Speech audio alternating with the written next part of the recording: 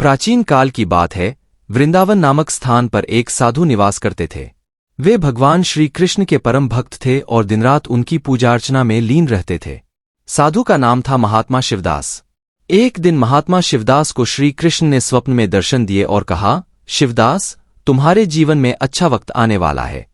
इसके पहले तुम्हें कुछ संकेत मिलेंगे, इन्हें ध्यान से देखना। पहला संकेत, आकाश में विशेष प्रकाश। महात्मा शिवदास जब प्रातःकाल अपनी पूजा समाप्त कर रहे थे तो उन्होंने आकाश में एक विशेष प्रकार का प्रकाश देखा।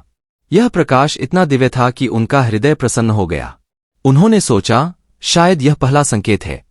दूसरा संकेत, अचानक से सुगंधित फूलों की वर्षा। एक दिन महात्मा शिवदास अपने कुटिया के पास बैठे थे। तभी अचानक से आकाश से सुगंधित फूलों की वर्षा होने लगी। यह दृश्य देखकर वे समझ गए कि यह दूसरा संकेत है। तीसरा संकेत, मंदिर की घंटियों की आवाज।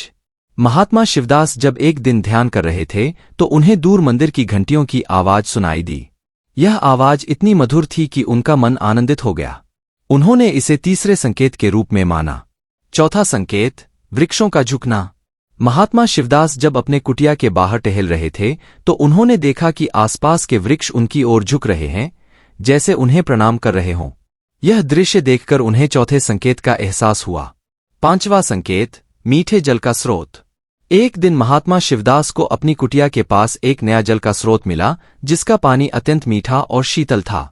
यह पांचवा संकेत था। छठा संकेत, पक्षियों का गीत।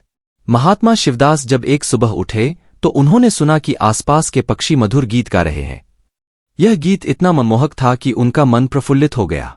उन्होंने इसे छठा संकेत माना। सातवां संकेत, मन की शांति।